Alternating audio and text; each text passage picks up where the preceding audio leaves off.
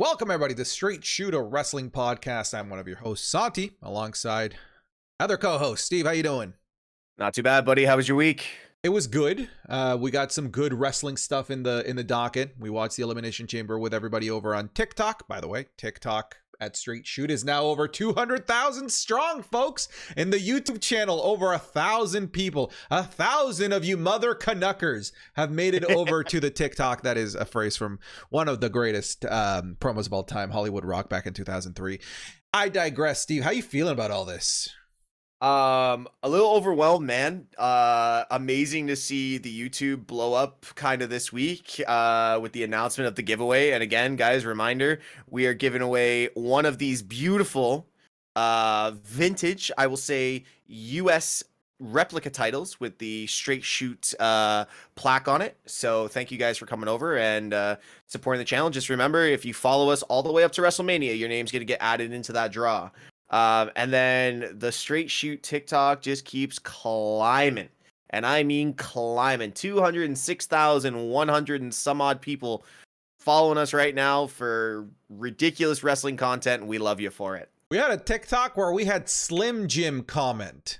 Let's go Slim Jim. How hilarious is that? Where someone at Slim Jim knows that Straight Shoot exists, which to me is just comical.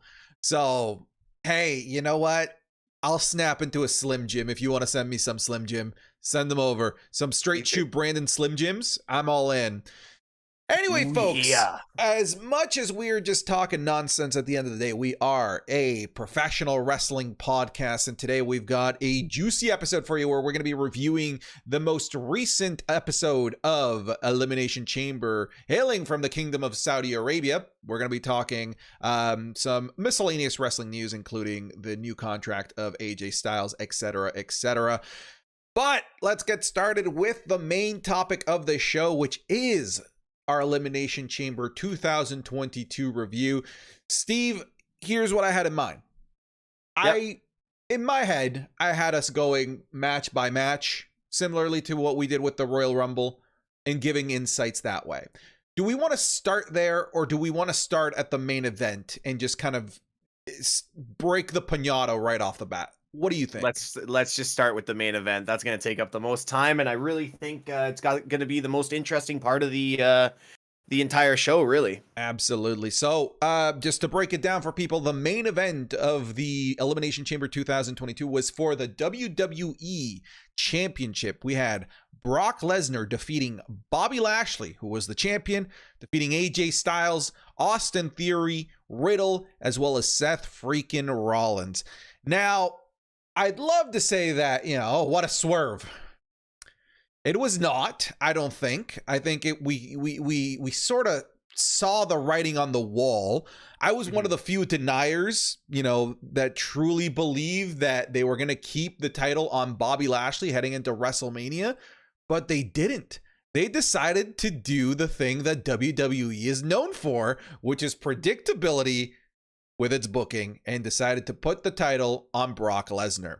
Now, let's not talk about the creative decision just yet, because I think that the creative decision might, you know, it still has a possibility of being good. We'll see come WrestleMania.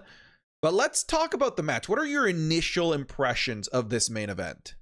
We'll start with the obvious point of Bobby Lashley not even being able to compete. The buckle bomb, the buckle botch, if that people want to call it. That was a spot. Of course. There was rumors going into that Bobby was actually injured with a pretty bad shoulder injury, and he wasn't going to be able to compete. So it's unfortunate because there's two runs now that Bobby has had as champion that have ended oddly. Yeah, like unceremoniously, right? Exactly. Like, as a world champion, especially how they marquee him, he deserves better. And I feel both his championship runs have just been like, the run has been great, but the way he loses the title has just been like, wow, like disrespectful. Yeah. So unfortunately, I don't think we're going to see Bobby Lashley for a little while. We might see him on TV, but he won't be able to compete. But let's talk about the real big point in this match. Brock Lesnar apparently going off script and being fed up that he's still in this cage and he was going to have to wait another 3 minutes and breaking himself out and going absolute, in Roman Reigns' turns, God mode. It's like Bowser at the end of Mario, but on a whole lot of special supplements and just tearing the roster apart. Seth Rollins, F5, good night. AJ Riddle, Styles. AJ Styles first. Oh, sorry, AJ Styles, Riddle, and then we'll talk about the Austin Theory thing. What do you think on that, Santi? Because honestly, like, are they billing? This is 3 events, 3 pay-per-views in a row that they have made Brock Lesnar the marquee of the event and every match be this dominant. Like, what are they really trying to sell with this Brock Lesnar side of things? So what's interesting is that I'd be more on board had this dominant Lesnar taken place in one-on-one matches, because you're only really putting down another guy. But the last 2, it's been literally the one. Okay, let's talk about day 1. 3 other very legitimate contenders that were thrown by the wayside for Brock Lesnar. Yep. The next pay-per-view, you have the Royal Rumble, the entire roster being thrown by the wayside for Brock Lesnar. And then here, your entire set of headliners being tossed aside for Brock Lesnar. I hate this. And it's nothing against Brock Lesnar, because God bless Brock Lesnar. He's putting on probably the best run of his career in terms of character. But WWE is doing it at the expense of the guys that are going to be here the night after WrestleMania and beyond. Brock Lesnar could take his ball and leave after this set of matches that he's got under contract. And then what do you have left? Now you have a group of roster members who were once heralded as your top guys, who now have to rebuild themselves because they've been squashed by Brock Lesnar over the past 4 months. I don't like that. I feel like at some point you get diminishing returns on pushing one guy too hard, because now you have it's scorched earth, right? You have scorched the earth and nothing else can grow. The only thing that can grow is Brock Lesnar, and I'm not a huge fan of that. The match itself, though, let's talk about the match itself, because it was fun. I want to give a huge shout out to Austin Theory, because that man, I felt, carried the match, and 2 was the most fun character in the chamber in terms of in-ring psychology. Right from the get-go, going up to Bobby Lashley in his chamber, trying to take a selfie, then going over to Riddle, and Riddle loving it, right? Like, it's just these things that that maybe initially go unnoticed, but the more that he does them, the more that you start to connect with the character. And I feel like we've been getting shades of that throughout the last couple of months with Austin Theory, and I felt like it really blossomed at the Elimination Chamber. I was describing this in the live very similarly to the Elimination Chamber where Carlito had his coming out party. Sure, they dropped the ball with Carlito like later on down the line, but Carlito felt like a big deal after that Elimination Chamber. And I felt that this was Austin Theory's Carlito moment in a chamber. Yeah, and honestly, there was a couple of spots that I really picked out as like my favorites for him. Obviously, taking the big bump, that was great. Good on him, because that takes balls. Oh yeah, that takes balls for a young kid to do that. So good for him. But minus that, when the door to the chamber was open, and Brock's like half in the ring, half out, and Austin's eyeing that door to go, and the second he goes to move, Brock moves, and he lets out this little like scream. It was, for me, I was just like, that's great. Like, this kid is selling well. And he's not even taking a bump. He's selling well of just what's happening, who he's in there with. He understands the situation. And his points and his spots are so well done. And even his sell on the Monday night before the Chamber of his first German. And how he like rolled, and it was kind of reminded me of Scott Hall taking a stunner. Yeah. It just oversold it, but it was oversold to just the right amount. Yeah, not Michaels Hogan oversell. No, this was a really, he's doing great work. I'm still not fully over on him, but I'm sure it will come. But to the point that you were saying about the other wrestlers kind of having to take a step to the side while they build Brock to whatever they're building him to, you're looking at one potential or two future world champions, and you're looking at two ex-world champions who still have quite a couple of years left on their contracts. And we were talking about Seth Rollins. I'm going to speak to Seth Rollins for a second. We were talking to about Seth Rollins, I'd say 6 weeks ago, about potentially being somehow added into the main event at Mania and finally getting his main event spot at Mania. Bad chance now. And now we're looking at Seth Rollins as a tag team champion with Kevin Owens, another ex-world champion. And they've had to take that step away. And these are great characters, great gimmicks. They're both doing great work. But because they want to build to this all godly Brock versus Roman God versus God match, I feel bad for the good talent. And it's almost like you sit back and you're like, if this is the way creative's going to keep going, are we going to see a jump from some big talent? And that's something we can talk about later. Yeah. Like I said, I think the best way to put it is that they're scorching the earth for the sake of one particular person, and I'm not a big fan of it. Again, nothing against Brock Lesnar, because again, the work that he's doing and the character that he's portraying is a lot of fun. People are enjoying it, although I will say that at some point during the show, there were, and this was when it was Austin Theory and Brock Lesnar left, I heard more Austin Theory chants than I heard Brock Lesnar chants. And again, that wasn't Brock Lesnar getting booed, but that was indication that maybe the fans aren't in love with the idea of just getting nothing but Brock Lesnar. And speaking of the fans, shout out to the Saudi fans. Hell yeah. Shout out to the Saudi fans. That was the most animated that was the most I've seen them look like wrestling fans. It looked like a genuine like wrestling show. It was awesome to see. Brilliant.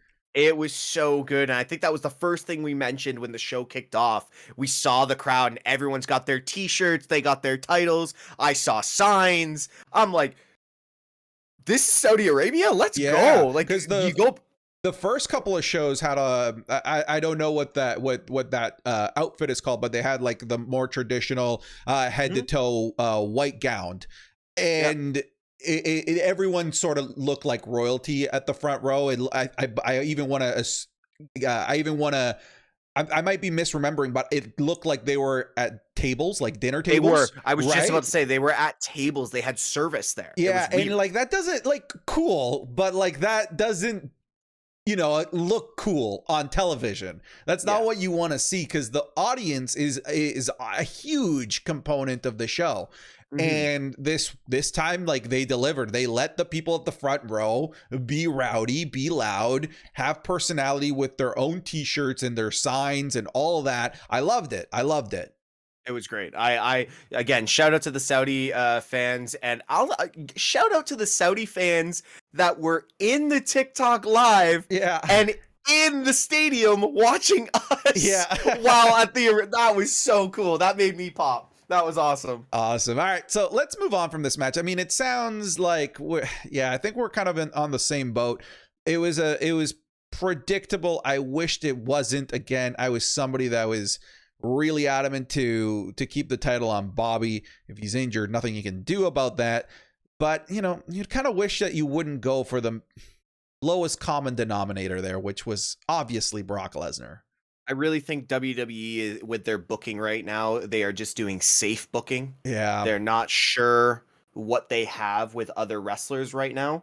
So I think they're just going with safe booking. Hey, you know what? Great transition. It was in the match I was going to talk about next, but let's talk about safe booking.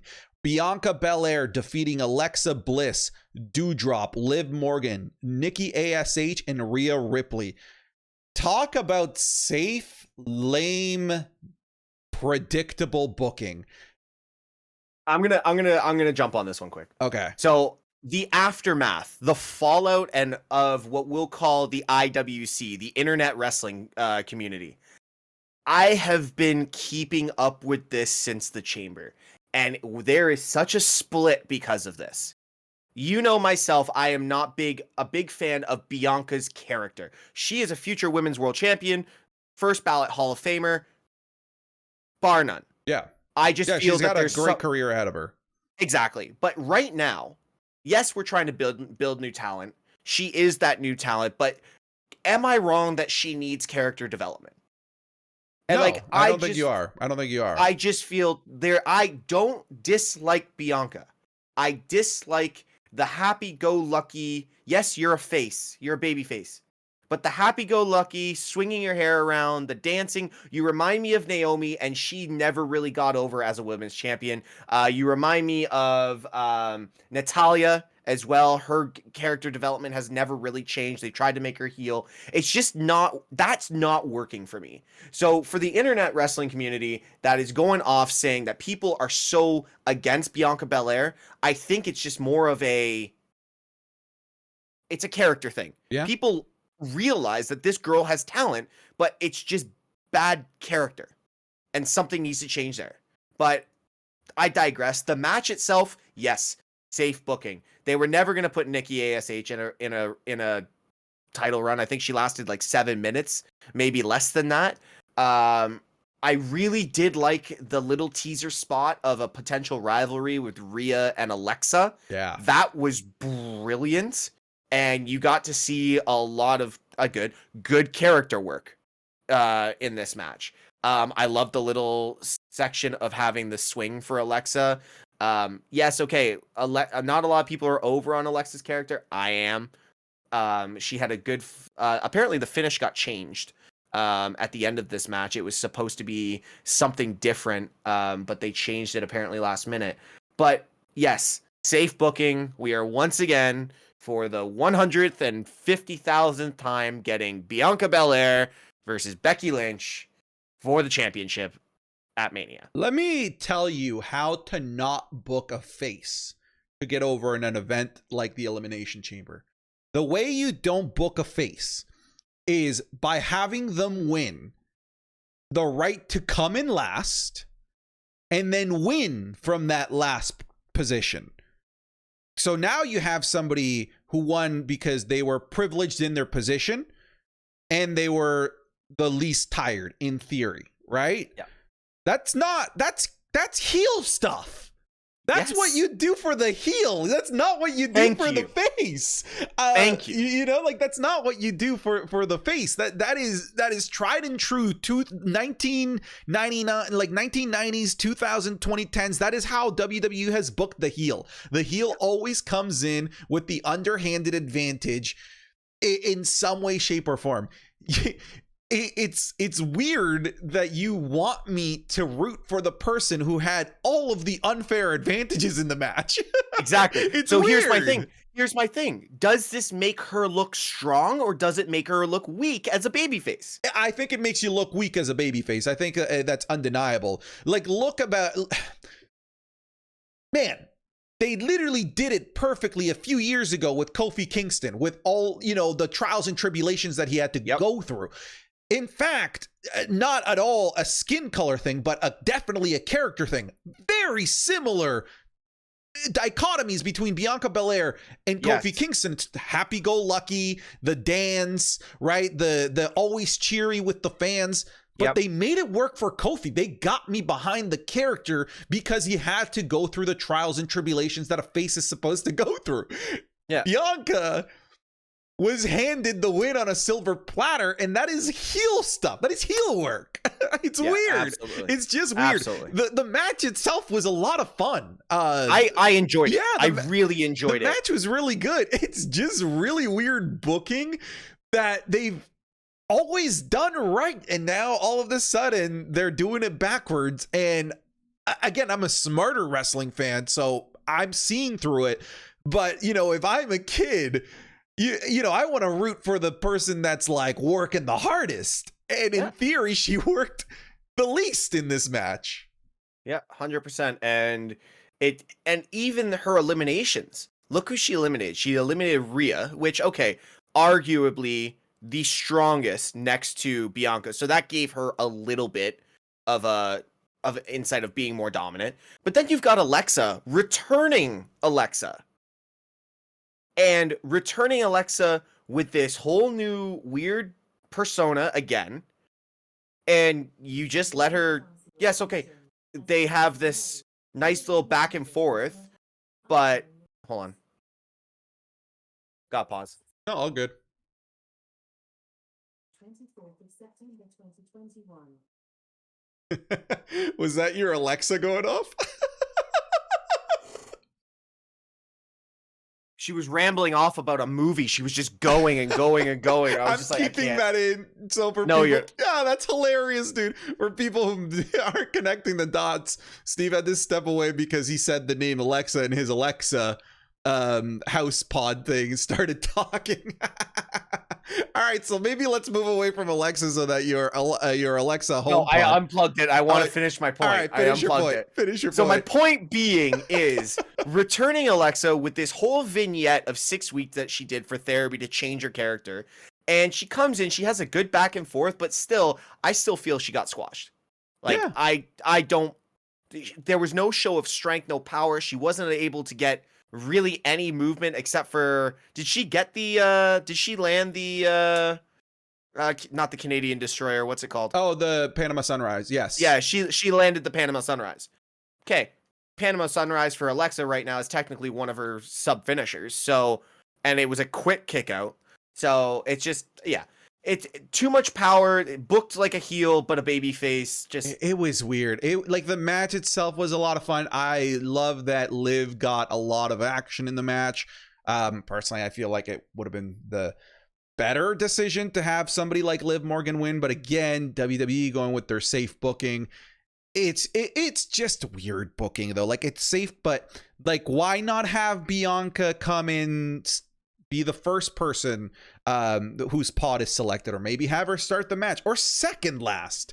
Yeah, dude.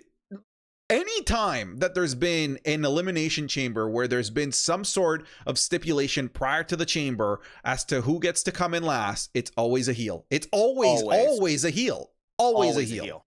And always if not, that opportunity to the babyface never works. Yeah. Never works. Like they're eliminated nearly 2 minutes into coming out of the pod by some shenanigans. Yep.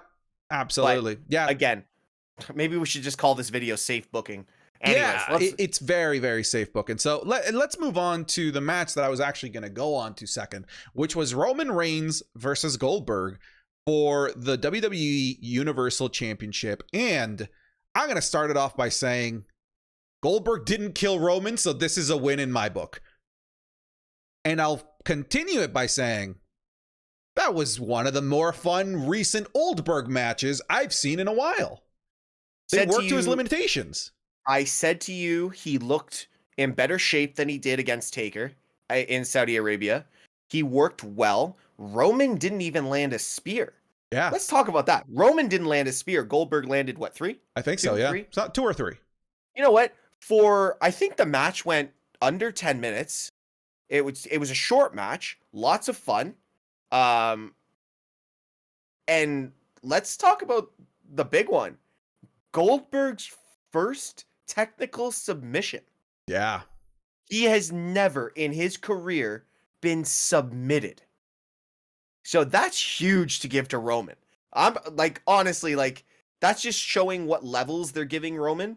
And again, Roman is just an oddity right now. He is something that is, I'm on the boat with you and the bandwagon. If he goes 1,000 days, I will be completely happy with this.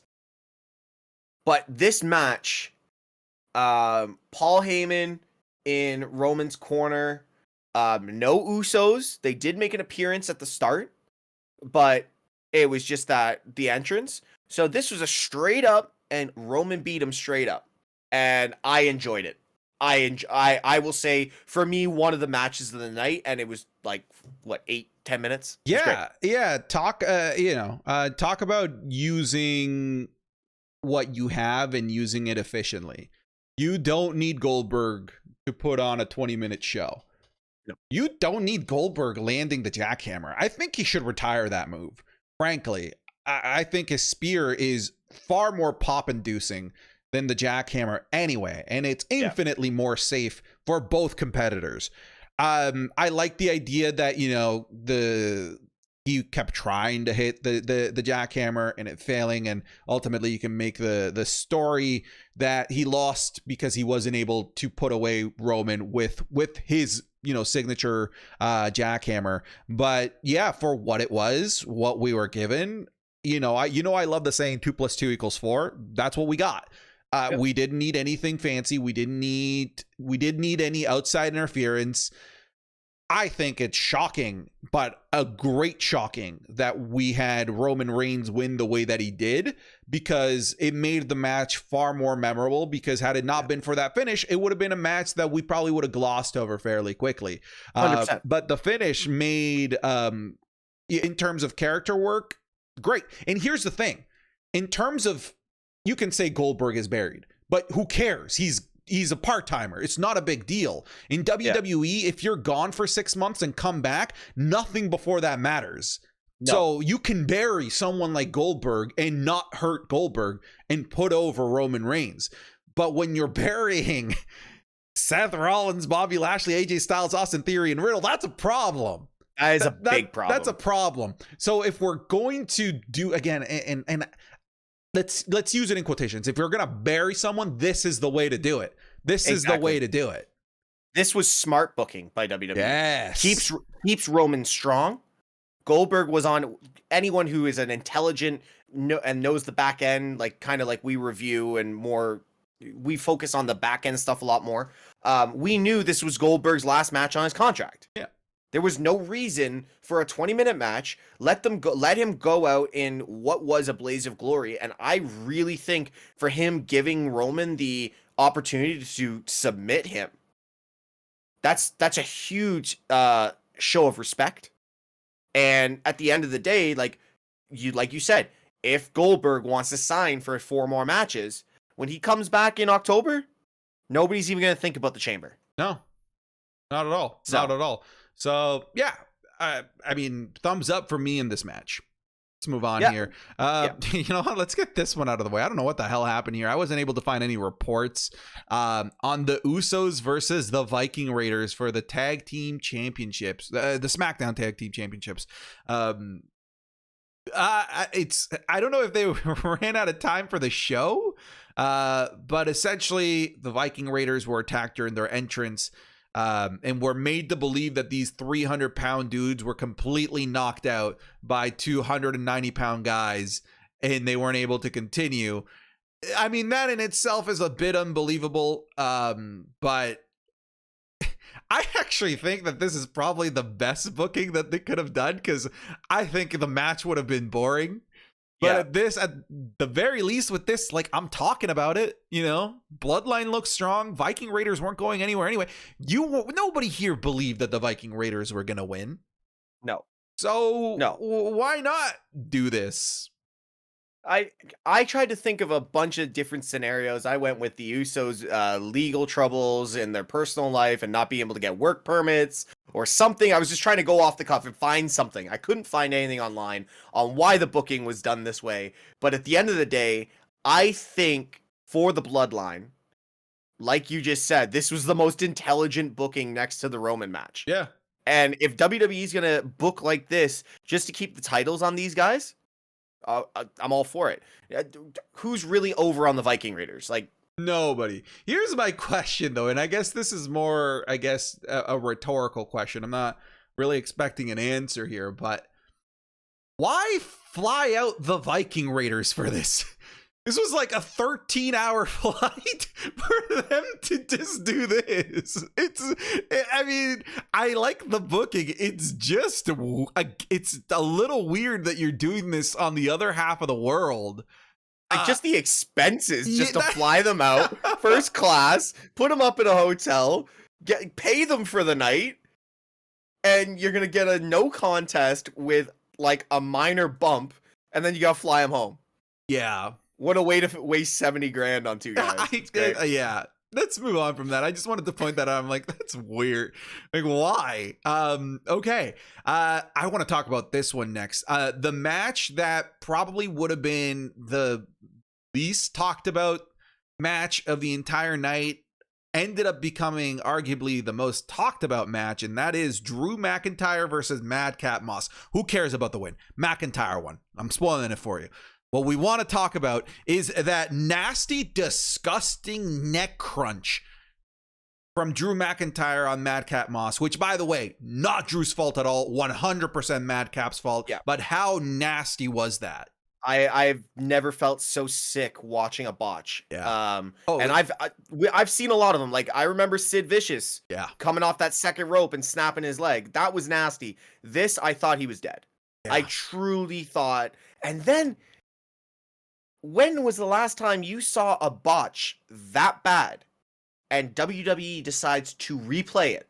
Yeah. And replay it and then throw it up on their Twitter and replay it. Yeah. And then put it on Monday Night Raw and replay it. And like get to the point where his neck is like this. Like Madcap is a very lucky man to be alive. Yes.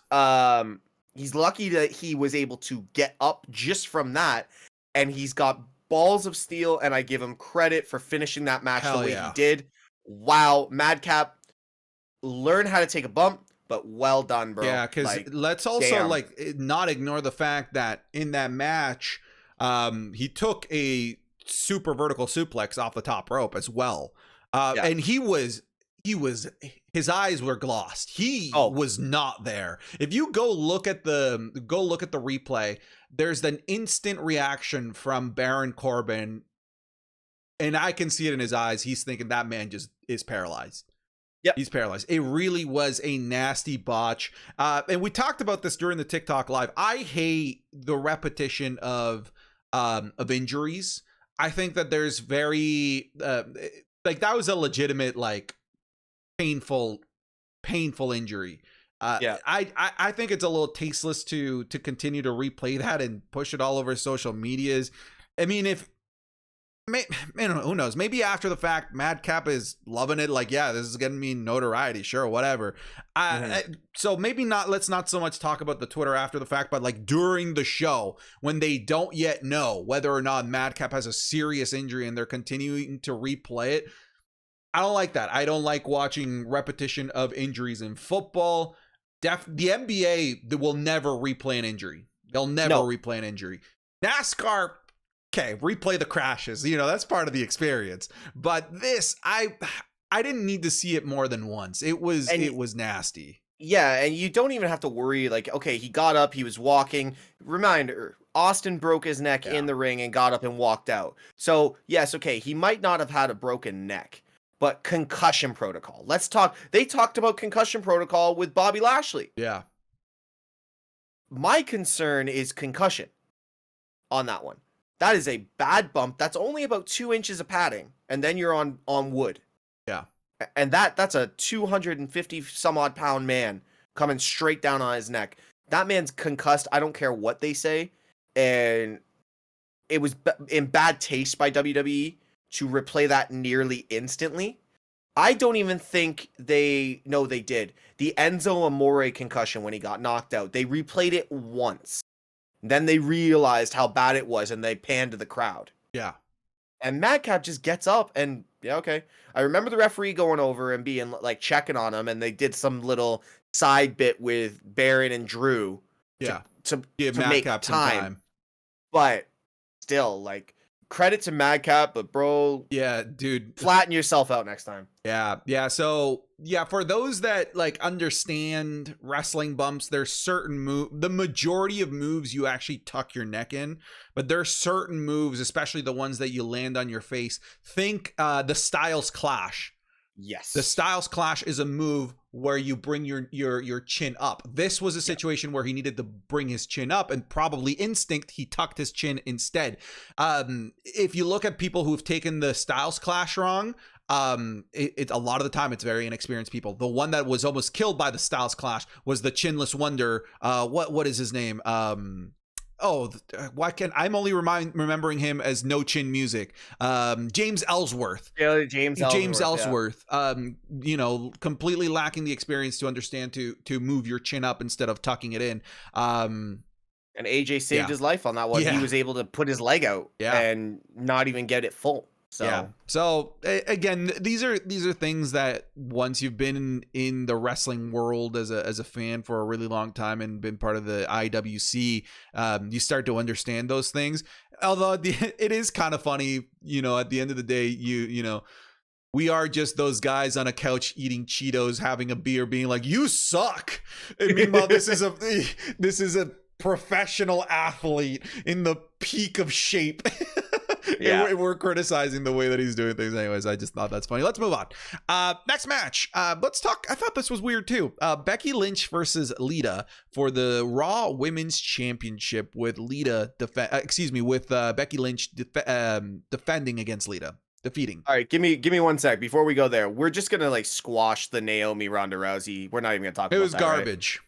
Yeah, okay. It was so forget that match. If you actually want us to talk about that match, we'll do it on our next TikTok live, and we'll do it for 5 minutes. No, we won't.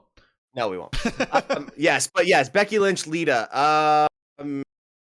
Odd match. Don't know why they build it to almost like Lita was gonna have more of a run. Yeah. Not smart booking.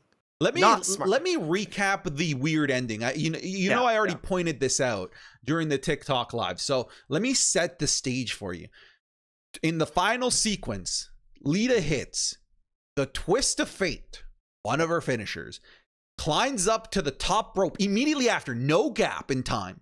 No. So hits a twist of fate, goes to the top rope, hits a moonsault, her true finisher throughout her career, and she gets a 2 count. I'm not saying I wanted Lita to win, but why did you let Lita? That's like letting The Rock hit a rock bottom and then a people's elbow and then kick out. That doesn't happen. No. Why are you letting Lita, this legend, hit all of her most famous finishing moves and then have Becky Lynch kick out? The right move is to have Becky Lynch put her knees up during the moonsault. You don't let it hit clean. That's weird. And then to top it off, the very next sequence after the kick out, it's quite literally Becky Lynch stands up, they grapple, and then she hits the manhandle slam and wins. Yeah. It was really weird. I'm not saying that the right move was for Lita to win, but why let Lita hit all of these moves in the match if you didn't want her to win? I think it was more of a bid farewell, just let her have her moment thing. The positioning of Becky could have been better, or maybe like Becky hits it and then rolls to under the rope. Lita hits it and then Becky rolls under the rope. Yeah. Or just does, some ring awareness. Or rolls close enough to get the foot on the rope, or something like that. But like, you really made a very powerful legend who arguably looked good in the match. Yeah. You made that legend one of the, I'd say, pillars of women's wrestling that brought us into what we have now, look very weak. Mm-hmm. Very, very weak. Yes, okay, Becky's the women's champion. She's 3 years running minus her hiatus of having a kid, but you can't make someone like Lita look that weak. It's bad. It's bad.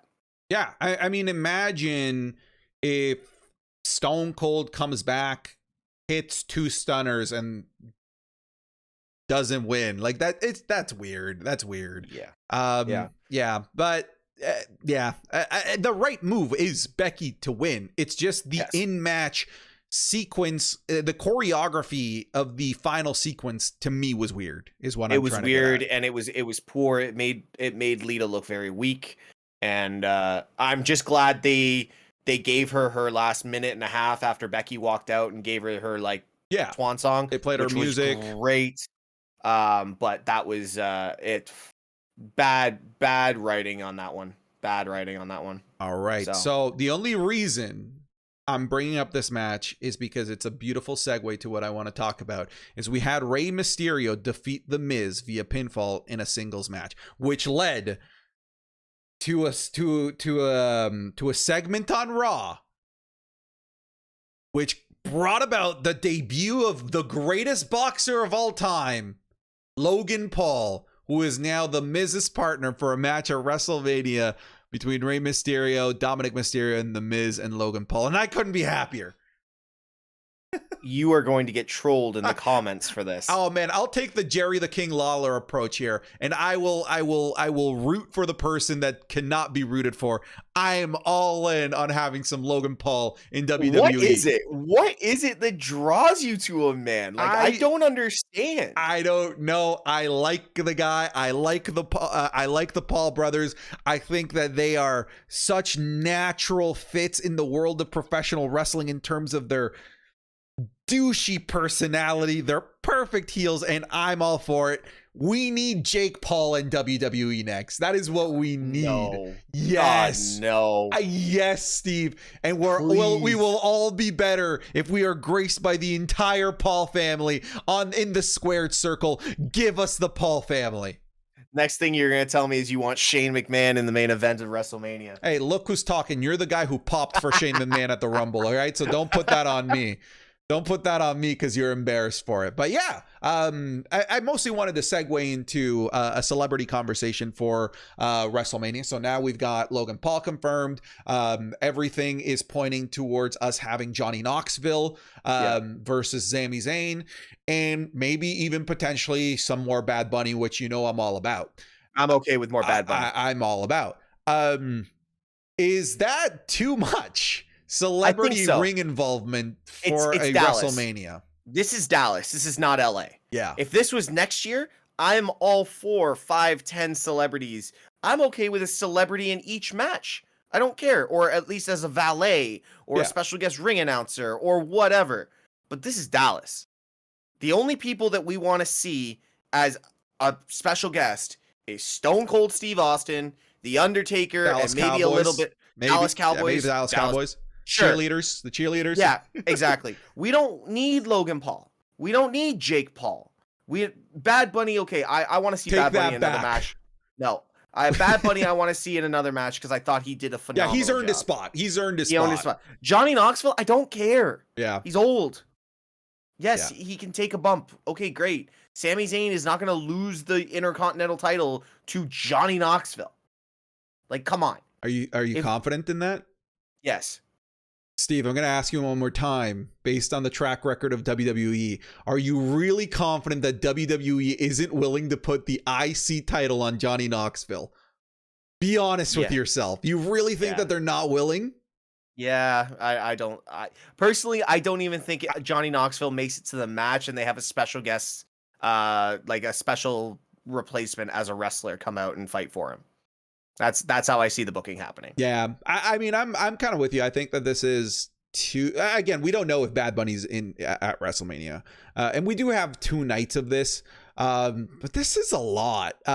What I will say is that Brock Lesnar taking the title to a title versus title match does leave probably anywhere from 15 to a 30-minute hiatus for a match. Right, because now we're not going to have 2 world title matches, we're only going to have the one, so you got to find ways to now fill that large void that's going to be left on night 1 of WrestleMania. And I guess, how do you do that without just creating a match for the sake of having a match with the roster that you have? I guess it might make sense to get more eyeballs with celebrities. Maybe that's what they're going for, because I think that's something that not a lot of people are talking about. The fact that it's going to be champion versus champion in night 2 of WrestleMania is going to theoretically leave a large void in night 1. And it sounds like celebrities are their remedy. Yeah, I think that's the exact way they're going to go with it. We might get a special spot with Jerry Jones as well. He Yeah. likes to be in front of the camera. Maybe a face-off between him and Vince or something. For those that don't know, Jerry Jones is the owner of the Dallas Cowboys and also technically the owner of that stadium. Yeah. So, no, it's gonna be weird not having two men's title matches. I've just thought about that now as you were talking about it.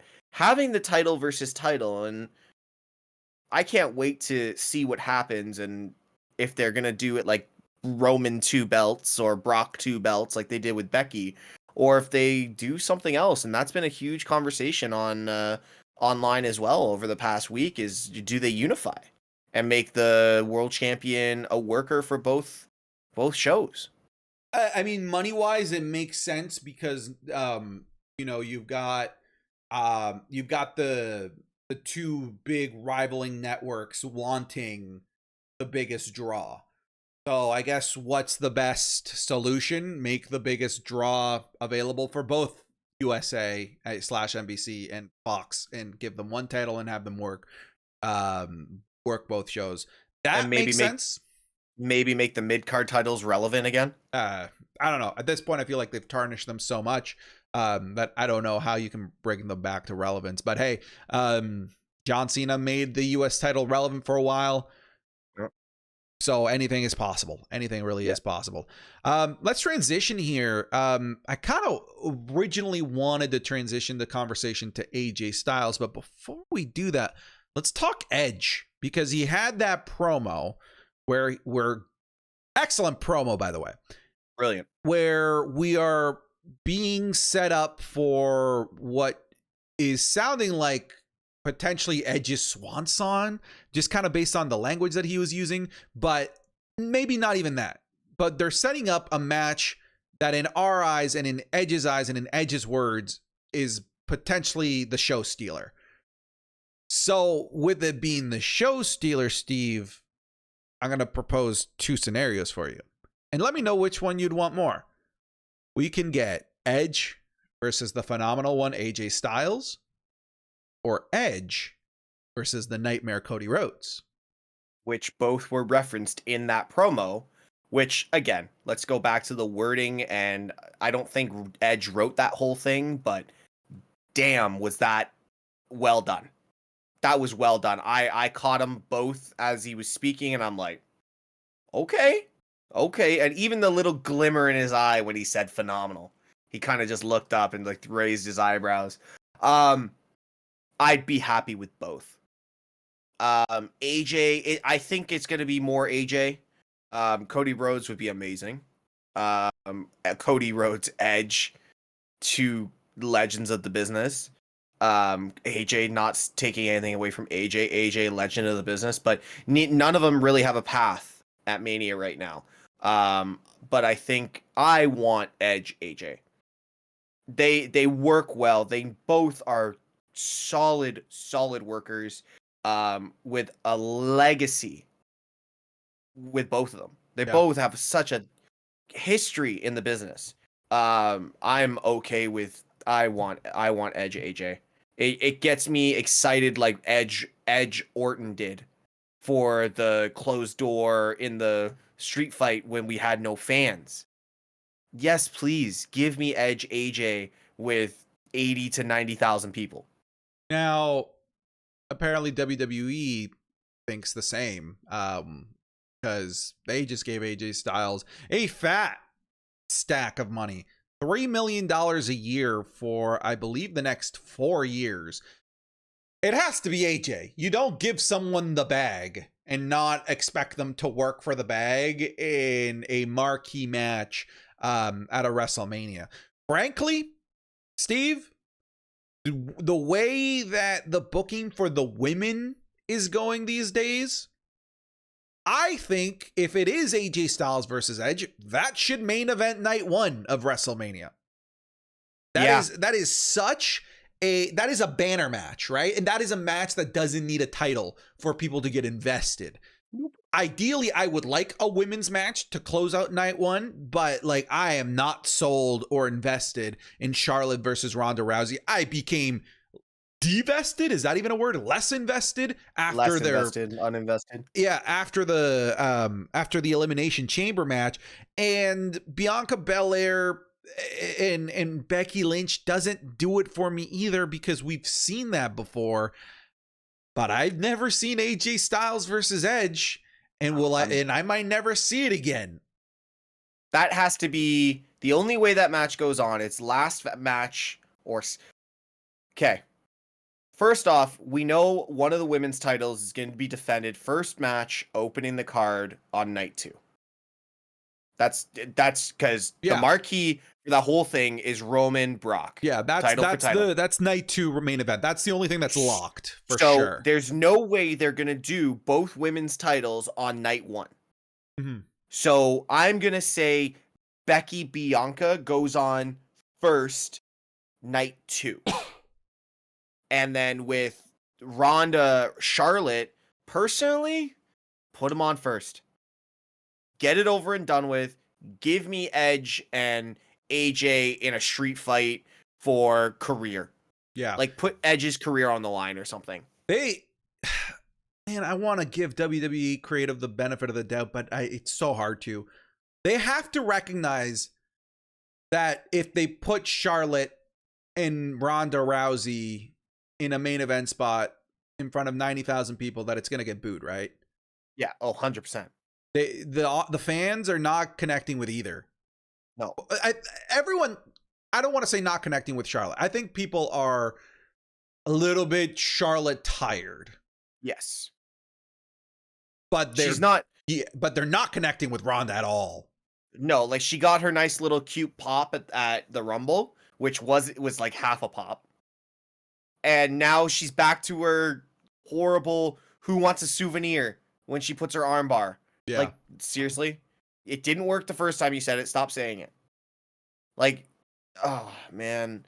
This is the one thing about having UFC stars come over. We all know that they're much more powerful than a sports entertainer. Athletic-wise, hey, it could be the same. But yes, technique and skill. But you're putting Ronda Rousey in there with, I almost called her Ashley, with Charlotte. And Charlotte is a sports entertainer. She's only really been doing this 10 years. You know? She wasn't, like, before that, she had no interest in wrestling. She's a volleyball player or something. Now she's the marquee for the women's division. And like you said, we are getting tired. We're getting tired. And yes, there has been people in the IWC saying, you know, we need new people. Well, somebody's got to step up. But they're not they're not letting the new people have a chance. The new people that people want are the Liv Morgans, are the Rhea Ripleys. Hell, I'm going to just say it. I think Doudrop has looked great over the last 2 weeks in terms of her in-ring work. I'm not saying it needs to be her, but like, give the girl a chance. You know, the name Doudrop is not giving this girl a chance. No. Let her be Piper Niven. Like, do you genuinely want to build new women stars? Because WWE, their actions is telling me otherwise. It's telling me that the only women that they trust at the top of the echelon are Becky Lynch and Charlotte. They even seem scared to pull the trigger on giving Sasha Banks some time in the spotlight. You just took it away from Bayley, me. you know, like, it's weird. Like, they're so set on what works. Yeah. And they're not willing to, you know, throw something at the wall and see if it's willing to stick. Unfortunately, with Bianca Belair, they're not throwing it and seeing if it's sticking. They are making that thing stick whether people wanted to stick or not. Yeah. And here's my thing. Why are they because when Sasha comes out, she gets a massive pop. Everyone loves Sasha. And when they invest so much time and money on the back end on Sasha, and they invest so much in Alexa Bliss, why are we not getting some sort of quality storyline going into Mania for these two superstars? Because it all seems they tease us with Liv. And literally, it's like that girl that just won't get to you, let you have it. Can't Like they grab just the brass ring. no, like they just literally keep going whoop, Yeah. whoop, with Lita, and she deserves it. She puts in all the work. They did a 24/7 about her. Like normally that's someone who's about to become a champion. What are they doing? Like, and again, we've pushed Bianca around so much in this stream or in this video so much already that it's frustrating. But at the end of the day, like if people are getting tired of Charlotte and Becky and Bianca's not working yet, just give. I have a feeling, Santi, I'm going to say it now. This is going to be a very, very disappointing WrestleMania all the way around. I don't like any of the storylines going into it, and I have a feeling there's not going to be any surprises. What about Shane McMahon? If he comes out, are you going to pop again? No. No. Cody Rhodes comes out, I'll pop. Yeah. No, I'd be down for a Cody Rhodes pop. But Steve, we're coming up on our 1 hour mark, so let's wrap it up here. Where can people find you? You guys can find me over at the StraightShoot TikTok and then twitch.tv/Mr. Tesh. I stream 3 to 5 times a week, depending on how busy I am. But those are the 2 that you can find me there. They are up in the tag on the YouTube channel for StraightShoot here. And Santi, what about you? You can find me over on the StraightShoot TikTok with you, as well as over on my Twitch channel, twitch.tv/SantiZap. All the links to that will be down in the description below. But Steve, let's wrap it up. That was a fun episode. I hope you guys enjoyed our Elimination Chamber 2022 review, but we'll call it there and we'll see you next week. Cheers. Later, guys.